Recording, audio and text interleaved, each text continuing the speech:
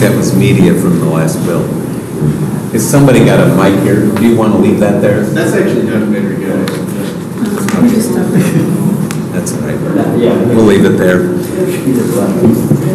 Can you take that out in the hall? Do you mind? Thank you. Senator Hunt. Thank you, Chairman Lathrop. Thank you. You may open on LB517. Thank you, Chairman Lathrop and members of the Judiciary Committee. I'm Senator Megan Hunt, MEGANHUNT, and I'm here to present LB517. This bill would create the option for a gender-neutral marker on state-issued IDs and driver's licenses. It is essential, and it's important to me, that transgender and non-binary Nebraskans have ID documents that are official, that accurately reflect their name and gender. The ability to change a person's documentation to match their identity can have a significant impact on all other aspects of a person's life, including employment, marriage, insurance rights, their ability to get health care, social services, education. All of this stuff is dependent on your ID. Laws are changing all over the country now around identity documents and gender, and I would like Nebraska to not be left behind. Currently, the Nebraska Department of Motor Vehicles allows applicants to have the gender on their ID changed from male to female or female to male, so we already allow this. But to do that, you have to submit a certification of sex reassignment, which is a form that would be completed by a doctor. The form requires the provider to certify that the applicant for the ID has, quote, undergone the necessary sex reassignment procedures required for social gender recognition. So that's the state of play now. That's how the law is now. This requirement, however, is really problematic because not all transgender people have access to or want transition-related surgery or gender-affirming treatments. Further, whatever steps that are taken toward a gender transition have no bearing on someone's gender identity. These surgeries can be physically traumatic, they can be super expensive, and many trans people do not want to have surgical changes. Also, I would ask, I want this committee to think about, and I want the body to think about, does the state need to be in the gender detective business? That's essentially what we're doing by saying that you have to have proof of surgery in order to change your gender on your ID, as it is today in 2021. Under LB517, Nebraskans would not have to provide proof of surgery when applying for a driver's license or a state ID card. Whether or not someone has chosen to have surgery is not the government's business. It's not appropriate or constructive in any way. It helps nobody, for the DMV personnel or for the state to do the work of policing somebody's gender expression, or whether they've had a surgery or this or that. So the question I want us to consider is not whether you accept or understand or think it's cool or think it's okay to be transgender. That's not the conversation. What I want you to consider is whether this is the appropriate place for government intrusion. In addition to providing that gender on state ID cards or licenses does not require documentation, LB517 provides a third option for applicants to select to reflect a non-binary gender ID. If this bill passes, applicants will be able to put an X as a marker on their ID, so we'll have male, M, female, F, and X, which would be not specified. The marker and terminology in the bill is as requested by the DMV in order to be consistent with practices used by other states and the Federal Real ID Act. According to the 2015 U.S. Transgender Survey, which is the most current, most comprehensive survey of trans people in the U.S., conducted by the National Center for Transgender Equality, 68% of trans Americans said that none of their IDs had the correct name and gender. Nearly a third of respondents who showed an ID with a name and gender did not match their gender presentation reported that they were verbally harassed, they were bullied, they were denied benefits or service, asked to leave somewhere, or assaulted.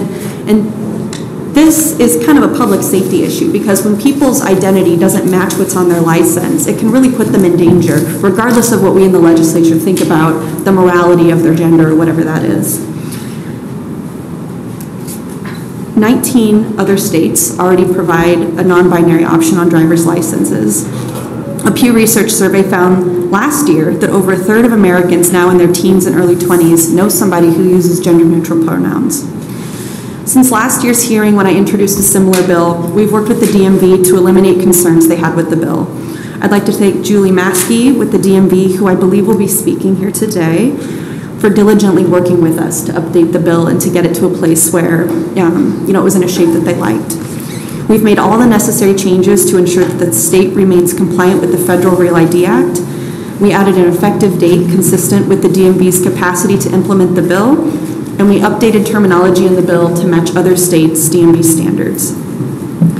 Right now, the process to correct your gender identification on a state-issued ID or your birth certificate is burdensome and frustrating.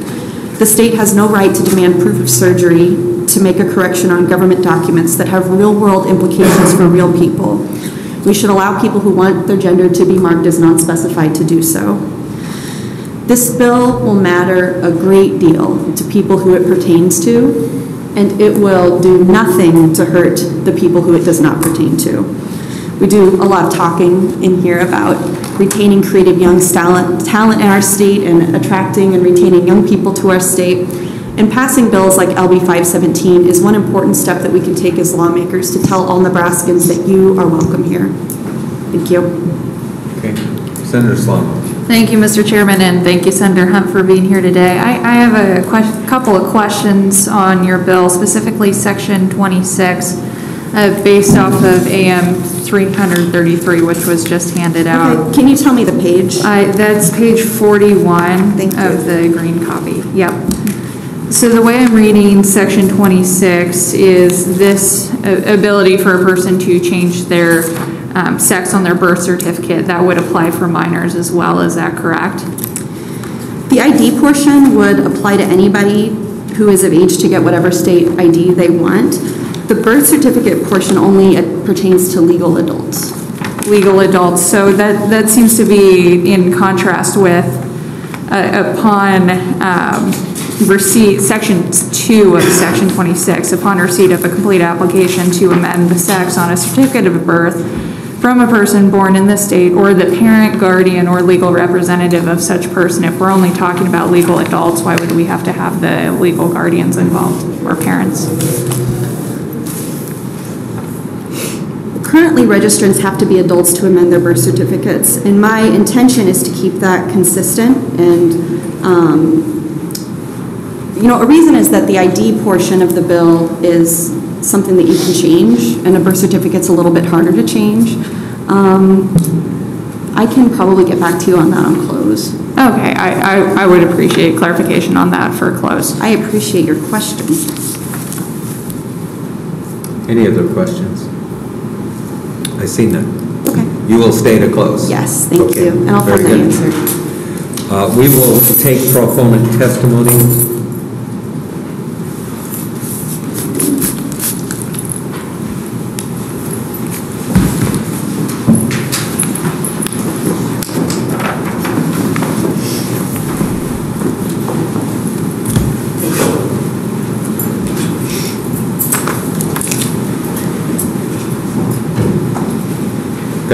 Good morning, I guess. Good morning. It's like afternoon already. It's all right. I'll be here this afternoon, too. Okay, we'll look forward to that, perhaps. So my name is Sarah Rips, S-A-R-A-R-I-P-S. I am the LGBTQIA+ Legal and Policy Counsel for the ACLU of Nebraska. At the outset, I also just want to thank Senator Hunt for bringing this bill and thank the Judiciary Committee for their time today.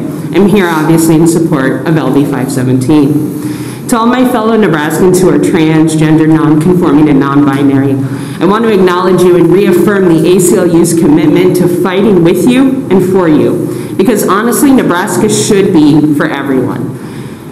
We have Nebraska neighbors who are transgender, gender non-conforming, and non-binary, and they pay taxes, they raise families, they serve in our military, and they contribute to our communities. The rationale behind LB517 is simple. Our identity documents should be accurate. requiring non-binary people to select either a male or a female gender marker in order to get their government ID, like a driver's license, requires them to affirm something that is not true.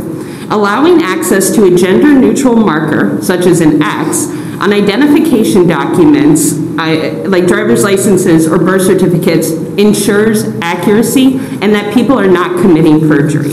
LB517 also mirrors best practices. The federal government allows people to update a binary gender marker on their passports and social security cards without intrusive and expensive surgical requirements, as do a majority of our sister states. Additionally, 19 states specifically allow residents to mark male, female, or X on their driver's license. Access to an accurate ID ensures more people can participate more fully and more safely in public life. LB517 facilitates awareness and accuracy for other stakeholders who review and utilize these documents, like government clerks, law enforcement, schools, courts, and medical providers. Finally, it is important to note that there is no one-size-fits-all path for gender transition. Many Nebraskans who are non-binary, gender non-conforming, or trans do not want or need medical treatment, and it may be out of reach for others financially.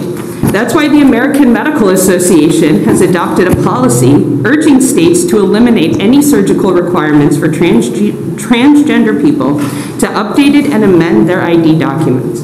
Thank you for your time, and I can answer any questions you may have. Very good. I do not see any questions. We appreciate you being here this morning. Thank you, Senator Lathrop. Thank you, committee. Any other proponents of LB 517 that wish to be heard?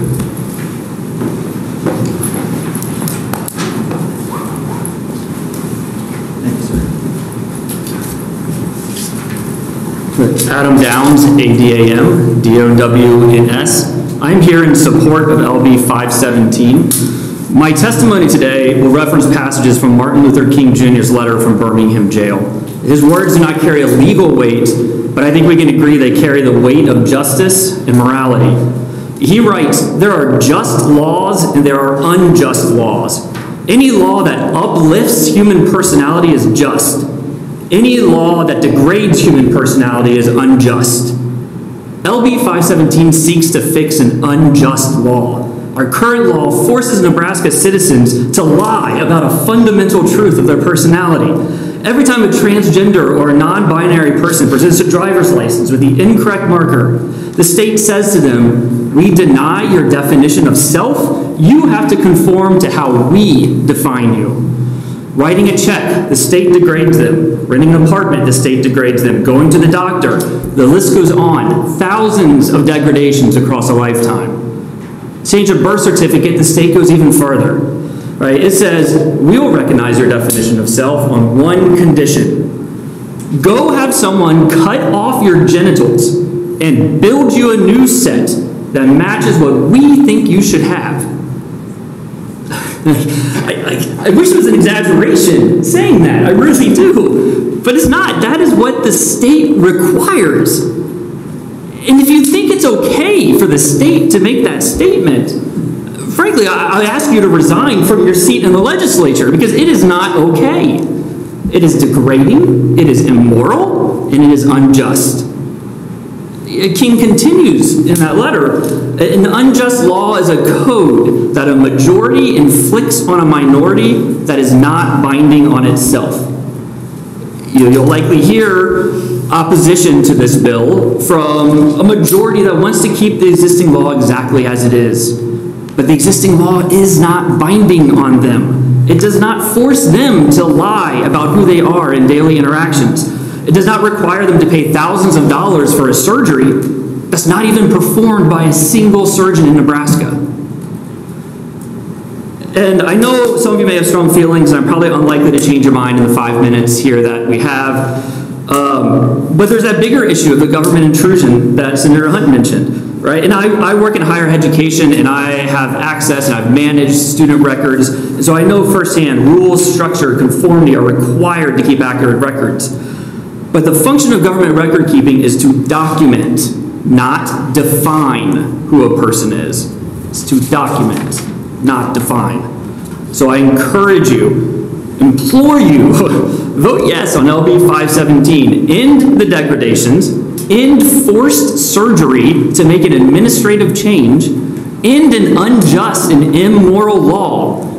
Document, not define, and make Nebraska a better place for all of its citizens. Okay. Thank you. Thanks, Adam. I do not see any questions at this time, but thanks for being here. Any other proponent testimony? Anyone here in opposition? Anyone here to speak in opposition to this bill?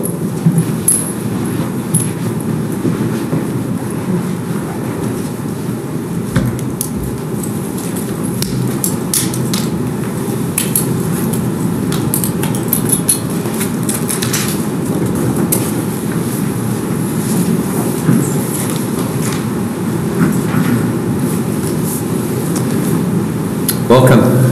Good afternoon, good morning. Same mistake. Good morning, Chairman Lathrop and members of the Judiciary Committee. My name is Marion Miner, M-A-R-I-O-N-M-I-N-E-R. I'm here on behalf of the Nebraska Catholic Conference, which advocates for the public policy interests of the Catholic Church and advances the gospel of life by engaging, educating, and empowering public officials, Catholic laity, and the general public. And I'm here today to express the conference's opposition to LB 517. Proponents of LB 517 would argue, and have argued, that the bill is motivated by a desire to affirm the equal dignity of and society's respect for persons who feel a sense of incongruence between their biological sex and the gender with which they identify, which is often accompanied by feelings of anxiety and of being unaccepted. Love, compassion, and respect for such persons who are our brothers and sisters, along with an affirmation of their equal dignity and worth, is due to them. With this affirmation, we fully agree. We also agree that the way our society addresses and cares for such persons is inadequate.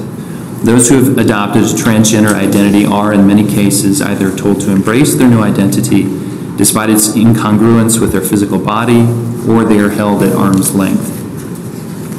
Both responses are inadequate, and neither is deemed acceptable by the Church. If we are to treat these brothers and sisters of ours with the compassion and respect that is due to them, we owe them, first of all, the truth. Pope Francis has spoken with feeling on this issue on several occasions. Speaking on what he has called the ideology of gender, he reminds us that it is one thing to be understanding of human weakness and the complexities of life, and another to accept ideologies that attempt to sunder what are inseparable aspects of reality. In the encyclical Laudato Si, known best for the Holy Father's appeal to the West to respect and care for the natural world, he expresses that the acceptance of our bodies as God's gift is vital for welcoming and accepting the entire world as a gift from the Father and our common home, whereas thinking that we enjoy absolute power over our own bodies turns often subtly into thinking that we enjoy absolute power over creation. Learning to accept our body, to care for it, and to respect its fullest meaning is an essential element of any genuine human ecology. Sex is a bodily and biological reality, and whether we receive it and respect it matters. Gender is how we give social expression to that reality. I do go on further in my testimony to speak more about this issue. I ask you to read it, and I do go into detail too, specifically with regard to birth certificates, how this would affect, potentially in a very devastating way, girls' high school sports due to the NSAA policy on this issue, and how those things would intersect, as well as Title IX and women's programs that are with respect to Title IX, and programs that are meant to protect and set aside programs especially for the benefit and protection of women. And I will say too, because this has been brought up several times, the existing law regarding, I'm sorry, I'm out of time. Yeah, wrap up your last thought. Sure. If you would, Mary. I did want to bring this up. The existing law requiring that you undergo surgery in order to change your birth certificate, that is something that, at the time it was passed, we were not for that change. It's still a barbaric and unjust law that encourages people to go and be mutilated by someone, by a surgeon, in order to change the sex on their birth certificate. Our perspective is not that this should be amended to allow for an easy rubber stamp process to change the sex listed on your documentation, but rather that entire section should be struck. Okay. So, Senator Slama. Thank you very much, Mr. Chairman, and thank you, Mr. Minor, for being here today. Could you expand, for the benefit of the committee, the concerns the Catholic Conference has on LB517's impact on girls' sports and participation in those sports? Sure. So right now the NSA, and I did enclose as an exhibit a copy of the NSAA policy with regard to transgender athletes. And I think I actually went through the highlighter and physically highlighted it on the second page, I think, the relevant section. But the NSAA policy is that your eligibility as an athlete to participate in a sex-specific sport is determined by the sex on your birth certificate. So if you can very easily, through basically a rubber stamp process, change the sex on your birth certificate, it makes you immediately eligible for girls' sports. And that's the concern there, is that biological males have a significant advantage just naturally when it comes to athletics. And girls need to have the opportunity to compete on a level playing field. Sure, and I'm certainly concerned with the amendment language that we've been given today of changing the standard that was in the green copy amendment to upon receipt of a notarized affidavit from a licensed physician, surgeon, or mental health professional stating that an individual born in this state wishes to change such individual sex designation. Like, there's no medical need. It's just, has this person expressed to you that they want to change their gender?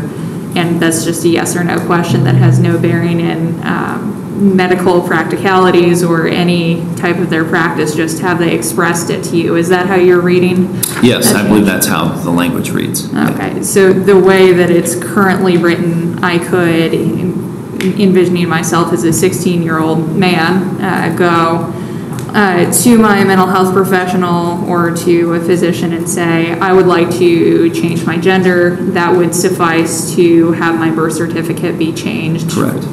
And that would lead to consequences like participation in girls' sports, that type of thing. Right. Now, it's also last year with LB, I think it was 873 was the bill last year. We raised the same concern last year, and that AM 333 makes it even easier than it would have been under the old version of the bill, before it was amended. But even under the previously existing version and under 873 from 2020, it's hard to imagine that a person who wants to change the sex on their birth certificate under either of those procedures, under 873 then or 517 now, would be denied the opportunity to do that. Mm-hmm. And again, the losers in that situation are the girls who now have to compete against somebody who's a biological male. Thank you. Senator DeBoer. Thank you for testifying. Thank you for testifying today. There we go. I haven't had time to look through the amendment very well, but is it your understanding that this is for birth certificate, or I thought it was ID? It's both. It's both. Okay. So Senator Hunt opened in her testimony, really spent, I think, pretty much all of her time talking about the ID portion, but it does relate to birth certificates as well. That's the later end of, that's towards the end of the bill, towards the end of the 42 pages. But the amendment specifically is with regard to section 26, which is just relating to birth certificates. Okay, so I want to make sure I got the argument right. The idea is that a person can go up to whoever, their therapist, and say that they'd like to change their gender, that it will then be done, and that this gives them an advantage in sports. So if biological males, because of sure, for many reasons, right, have a physical advantage, and we've seen this in Connecticut is one example where it's been going on for several years now, but there's ongoing litigation because through Title IX, because the parents of girls track athletes have been suing Connecticut's equivalent of the NSAA because they have allowed for male athletes to compete against women, against girls in high school track.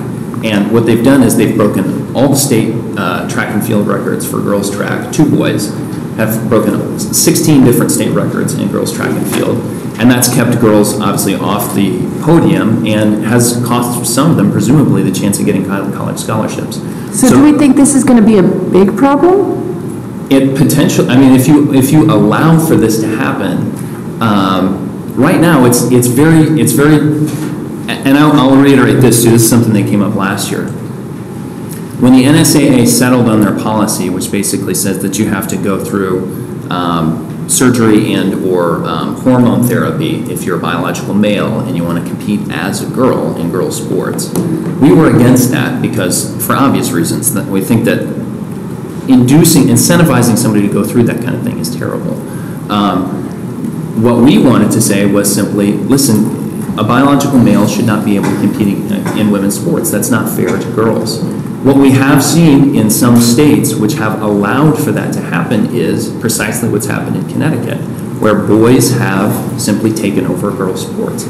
This is a thing that there's enough happening that boys have taken over girls' sports. That's one example in Connecticut. Is you've got two boys who have completely taken over girls' track and field. Okay, we don't want to see boys. that happen here. Okay, so I mean, I suppose we have to weigh those things, but is there, I mean, couldn't we write this and say, for purposes of sporting events, there is some other question we ask? I mean, I understand your argument about sports, I guess, but I mean, it seems like that's one very far corner piece of this larger question that Senator Hunt is... But we're seeing the consequences play out in real life in other places that have not kept that barrier in place. And it's not just... Besides sports. And it's not just sports. Okay. I didn't quite get to it in my testimony because my testimony was a little too long, but towards the end, you'll see I noted some programs. For example, there are academics scholarship opportunities that are offered by a lot of different colleges that are reserved for women. Okay, if you open that door to say you really don't have to. There's no biological difference between a man and a woman in terms of intelligence, so I'm not too worried about that one. No, I'm not sure what you mean. Well, you said that the reason that it's a concern in sports is because there's a biological advantage to men, but with respect to intelligence, please. Yeah, no, I'm not. That's not the representation I'm that making here. The representation I'm making is that, for good reasons, many years ago, you had things like Title IX that were instituted not only to open up new opportunities for women to play sports, but also for academic opportunities because they were underrepresented and they needed access to scholarships. Well, I suppose that the argument against that would be that there's an even greater underrepresentation of trans people in academics, and so they would be probably less concerned about. Well, and there's no reason trade-off. I'm sorry to cut you off. That's okay. I think I understand your argument. Thank you. There's also no reason that a college couldn't create opportunities specifically for people who identify as transgender. What we're doing here, though, is erasing a biological reality in the law, and that has consequences not only for the people individually affected, the people who identify as transgender, but also for people for whom programs are specially designed, like women in athletics and in academic opportunities. I understand your argument. Thank you. I have a question from Senator Pansy Brooks. Okay. Okay.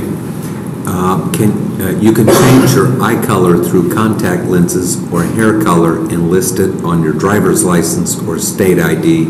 Why not your gender? What business is it of the state's? Okay, so when we're talking about something like eye color or hair color, that is something that is, if you change your eye color, if you're putting different colored eye contact lenses, and that is reflected then on your state ID, that doesn't really have consequences beyond that. There are no ripple effects that come from that, and there are reasons too that the state has traditionally been involved in things like marriage and family, which are inevitably bound up in what it means to be male and female, because it takes male and female to create a child. And so it's really, incredibly important that we have a social understanding of things like marriage, family, what it means to be male and female, and how that's expressed, because those things have such large consequences necessarily, socially, culturally, because that's how families are formed. That's the lens, those are the filters through which children receive reality and grow up in the world. What your eye color is not really going to have much of an effect on that. But if we don't have a good understanding of what sex and gender mean, and therefore of what relationships, which lead to the creation of children, which lead to family mean, that has real consequences. And that's even set aside from some of the practical consequences that I've spoken of with regard to women's sports and academic programs. Okay. Any other questions for Mr. Minor? I see none. Thanks for being here. Thank you. We appreciate you coming down and sharing your thoughts. Anyone else here in opposition to LB517?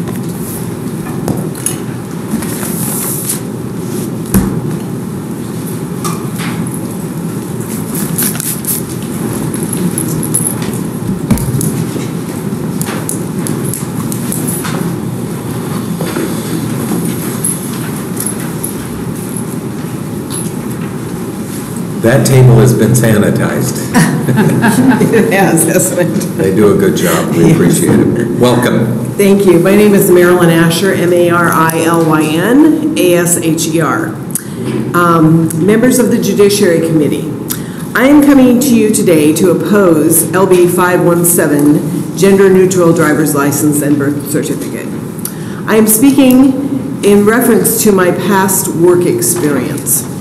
I worked as a religious and volunteer coordinator for the Nebraska Department of Correctional Services at the Nebraska Correctional Youth Facility from 2002 to 2017. During that 15-year period, I ran hundreds of security checks on prospective volunteers who wanted to work with the youthful offenders. My job was to send a blank security check form to each individual.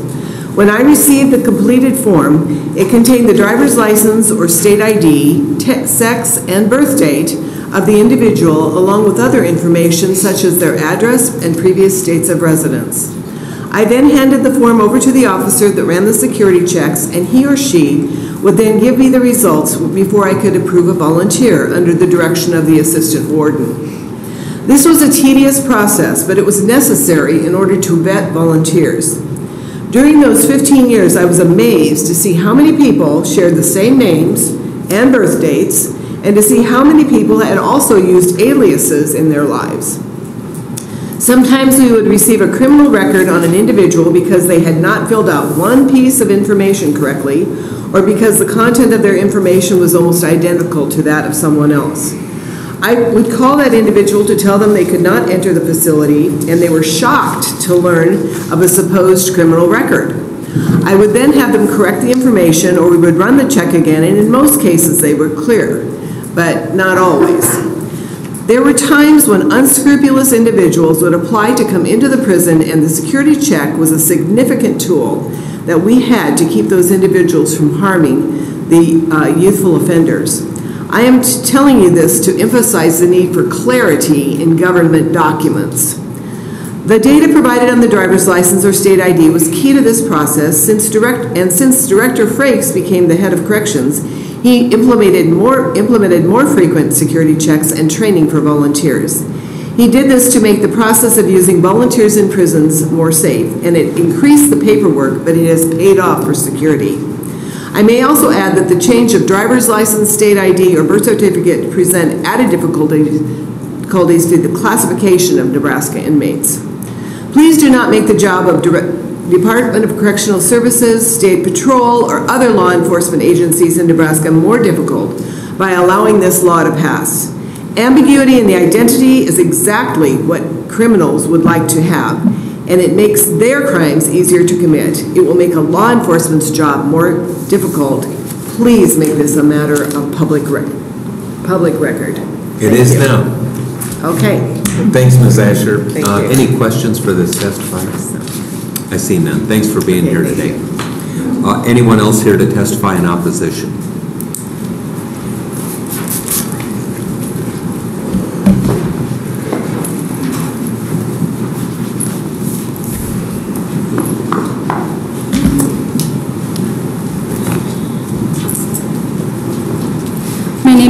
Amber Parker, A-M-B-E-R, last name Parker, P-A-R-K-E-R. Today, I'm going to spend a whole day here at the state legislature because I believe there's many bills that Senator Megan Hunt has introduced that is going to put children in harm's way. So I am here to be a voice to protect the children in this great state of Nebraska. I am an opponent to LB517. I do want to address that it's interesting with our law enforcement that if this bill were to go forward and let's say they were arresting somebody or a man was in a girl's locker room exposing himself, the question would remain now LB517 based upon the designation of birth certificates, then therefore could it legally just be one big bathroom and locker room bill that says grown men can go into women's locker rooms in these different areas. So I want to read to you guys an actual account. And so here we go. This comes from Alliance Defending Freedom. So I want to give credit due where credit is due. They had written this. It talks about, excuse me, that they had sent a letter to Washington State Evergreen State College Thursday after college officials claimed that its non-discrimination policy doesn't allow the school to stop a man from exposing himself to girls as young as 6 years old in a woman's locker room. A local district attorney has also stated that he doesn't plan to enforce the state's indecent exposure statute to protect girls. LB517, I'm going to interject here, to me seems that it lays the foundation of this work where Olympia, Washington is been in this situation. I'm going to go on with the article. The 45-year-old male student who dresses as a woman and goes by the name Colleen Francis undressed and exposed his male genitalia on several occasions in the presence of young girls who use the college's locker rooms. Students from Olympia High School and children in the Evergreen Swim Club and Aquatics Academy share use of the locker rooms with the college. Rather than prevent the man from using the locker room, the school has installed curtains and asked the girls to change behind them. Little girls should not be exposed to naked men, period. A college notions about non-discrimination don't change that, said Senior Legal Counsel David Hacker. The idea that the college and the local district attorney will not act to protect young girls is appalling. What Americans are seeing here, so I'm going to stop there. So what I want to address here is this legislation. It may not address it, but LB517 is laying the groundwork and allowing men and giving an open door for alias, and again, like even men with intentions to harm little girls or women to harm little boys and to expose themselves, grown men and women exposing themselves based upon this. So if you call law enforcement and they say, well, we got this bill and this is their recognized what's on their license, you have tied their hands. That's why I'm against LB517. We got to protect the children. Okay. Any questions for Ms. Parker? I see none. Thank you. Thank you. Anyone else here to testify in opposition? Anyone here to testify in the neutral capacity? Seeing none, Senator Hunt, you may close. We do have, Senator, 85 position letters. 18 of those are proponents. 67 are in opposition to your bill. In addition, we have written testimony that was provided this morning. First, a proponent to LB517, Abby Swatsworth without Nebraska. Also a proponent, Meg Mikulachek with Planned Parenthood of North Central States. Also a proponent of 517, Kelsey Waldron, Women's Fund of Omaha, and an opponent, Nate Graz with Nebraska Family Alliance. With that, Senator Hunt, you may close. Thank you, Senator Lathrop. Yeah, I took out the adult part so it can apply to minors, which would make the law consistent with other ways that we already have in Nebraska to amend birth certificates. It aligns with existing laws. And in order for them to change the gender on the birth certificate, they would have to get this notarized affidavit from the physician, surgeon, or mental health professional. And if a healthcare provider, then they would, the individuals who are seeking the change would have had parental consent for that treatment. And also a physician would not recommend this kind of change unless it was needed. That would not be like standard practices, so that's not something that they would do. What I know that we're not going to do is make policy based on the beliefs of one church. And I get that people have religious-based opinions about things, but we have to deal in reality here. And the work that we do and the professional standards that we have to be held to in making policy, some of the comments we heard today were really beneath that, honestly. Trans people exist. We know that young trans people are dying by suicide at a higher rate than their peers. We know that they deal with mental health challenges and depression and anxiety at a higher rate than their peers.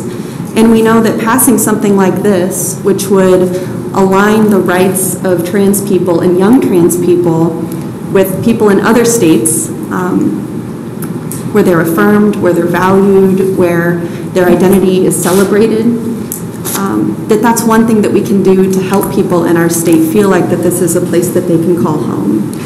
Trans people exist. Trans boys are boys, trans girls are girls, and they are happy and they're successful and they live in our state already. And this is one thing that's just good policy, it's good governance, and I would like to see us move it to the floor. Thank you. Okay. Senator Slama. Thank you, Chairman Lathrop and Senator Hunt. I appreciate you clarifying my first couple of questions from the open. And I do appreciate your point about professionalism and the importance of how we approach work and how we're drafting bills. I wanted to ask a couple of questions about the scope of the notarized affidavit. Because the way I do read the amendment is just as it's written, a notarized affidavit from a licensed physician, surgeon, or mental health professional stating that an individual born in this state wishes to change such individual's sex designation. That doesn't clarify that the person is seeking treatment to affirm or seek any type of treatment for that sex designation, just that an individual has expressed that to the health professional that they wish to change their gender. Is that correct? Well, some of the iterations we went through were, we definitely wanted to get rid of the surgery requirement. We wanted to say, like, you don't have to have had surgery in order for you to change this. So we were talking about, should it be that you've received treatment? Do we have to define treatment? I would be interested in the opposition to this bill if there's any kind of treatment that we could say that they received that would remove their opposition. If an individual is receiving treatment from a mental health professional or a physician or a surgeon, and that's the person that would have to sign off on the affidavit to let them change their ID or change their birth certificate, then they're receiving treatment. Then it's the medical professional's judgment, and I trust the judgment of medical professionals in Nebraska to say, you know, I'm licensed, I'm trained, and I know this is something this person needs. I would be really skeptical that we would hear of any cases in Nebraska where people are just doling out, you know, licenses or affidavits for people to change their gender, because not a lot of people actually want to do this. I mean, there was a concern about, you know, 16-year-old male soccer players trying to get on the girls' team so they can take state or whatever. Like, show me a 16-year-old boy who wants to change his gender to win a trophy for school. I mean, we've got two examples of that from Connecticut. I just want to clarify that the text of the bill, sorry, we've gotten to the scope of my question. I have another question for you, though. There's a difference between a medical professional recommending treatment, recommending working with this person, whether it be a minor or an adult, for the sex. The way this is written right now, the notarized affidavit, the scope of it is, I could go to my physician this afternoon and say, I want to be a boy. And in the notarized affidavit, the scope is not, are you treating this person for this gender change? It's, have they expressed a wish to change their genders? And that's it. That's not seeking treatment. That's just, has this person expressed a wish? If your physician, in their best medical judgment, said, yes, Senator Slama, I will approve that, here's your note, go enjoy, that would be something that could be a complaint that was filed against them about not doing their job very well. But again, I think that we're kind of thinking about, okay, what if the most outrageous scenario, like, it's just not going to happen. I'm not talking about the most outrageous scenario. I'm talking, and you can combat the scenarios that have been presented all you want, but they're realistic and can happen as a result of this bill. I'm talking about the scope of a notarized affidavit and what it would mean as a consequence. What does it hurt if... Wait a minute. We got to do one at a time. So let her finish her question.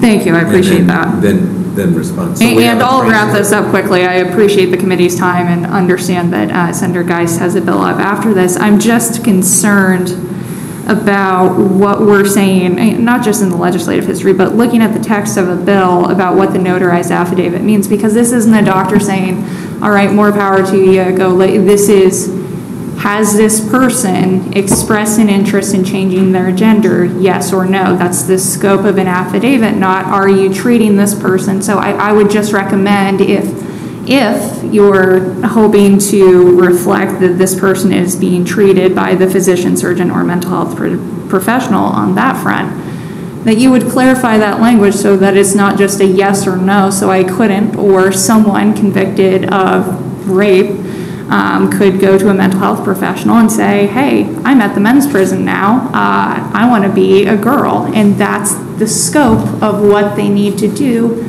to get transferred over to the women's prison. I do think Marilyn Asher raised a point there, so I'm just hoping that you'd commit to clarifying that language a little bit so that we're not playing fast and loose with this. We don't have to clarify it because there's already a national standard of care around. But this has nothing to do with the standard of care. Wait a minute. Yes, it does, because I appreciate both of you feel strongly about this. To keep a decent transcript, we got to go one at a time. Senator Hunt, you're responding. We have definitions of licensed physician, a mental health professional, surgeon, and they would have to follow the standards of care to have that license. So we don't have, every time in statute that we talk about a physician or a mental health professional, we don't have to define in that statute what the scope of their practice is because we've already done that in other parts of statute. Sure, and I think we just disagree here about whether or not this would fall under their scope of practice or just an affidavit as a normal person as to whether or not a person has expressed a desire to change genders, which... As a what person? As a citizen, as a normal person, as a practicing medical, not as a practicing medical professional, as a civilian, as to whether or not a person has expressed a desire to change genders. But I'll turn it over back to the chairman. Any other questions? Does that complete your close? Yeah, that's fine with me. Okay. I just didn't want to, I wasn't trying to cut either one of you off. I understand. But as a lawyer that tries cases, I know that the court reporter can't take down two people at once. I guess I would just add that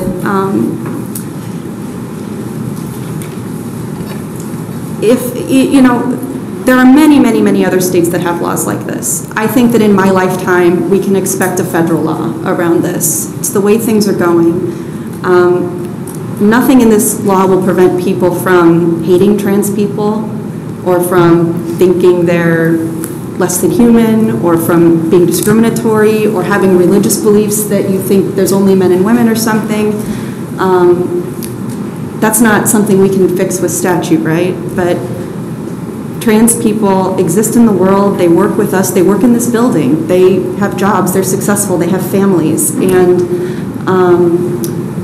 I think that they need to be able to move about in the world and get their education, get their health care, get the benefits that they're entitled to, and be in the world like a person like everybody else who is cisgender and who identifies with the sex they were born in.